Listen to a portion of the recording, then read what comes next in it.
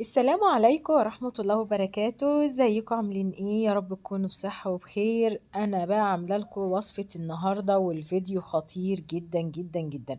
ولا تقولي جلاش ولا تقولي بقلاوة، وتعالوا شوفوا الوصفة الجميلة السهلة ديت ونشوف مقاديرها مع بعض.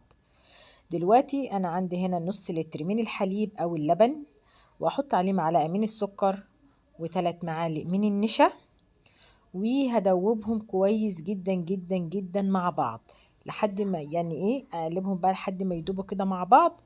واروح بقى عشان ارفعهم على النار على لحد ما اللبن بقى يبدأ يتماسك بقى، يبقى عامل معانا كده زي المهلبية او القشطة الكدابة.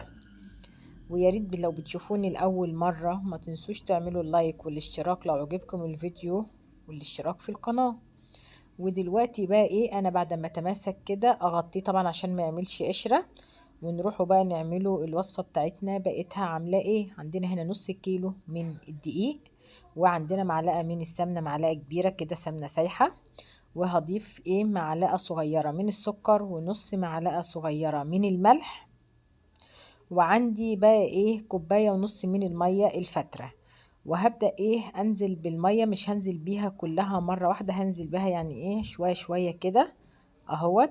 وابدأ اعجن لحد ما العجينة تتماسك وتبقى طرية معاكم كده، وايديكم تبقى عجينة حلوة كده متماسكة وناعمة كده في ايديكي.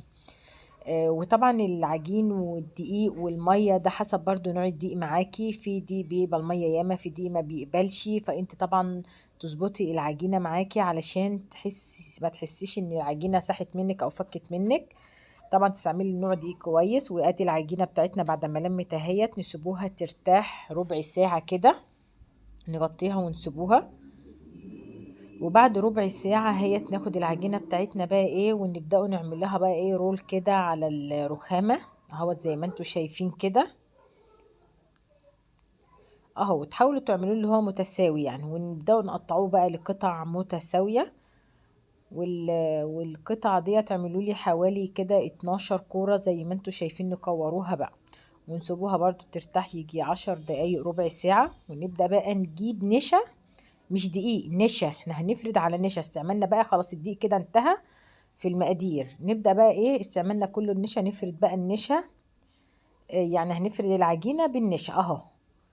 وخلصنا اول واحدة هي من الكور بتاعتنا وهوت، ونفرد التانية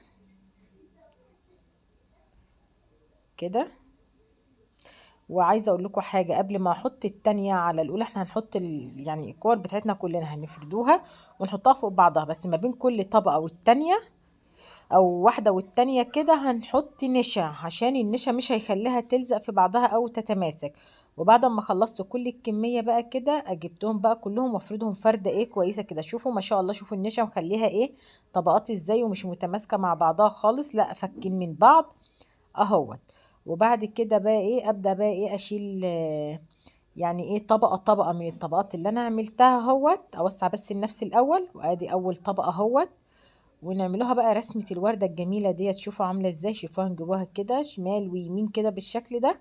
ونجيبوا بقى الكريمة بتاعتنا اللي احنا عاملينها، اللي هي بعد ما بردت، وانزل كده بمعلقة من الكريمة كده في النص.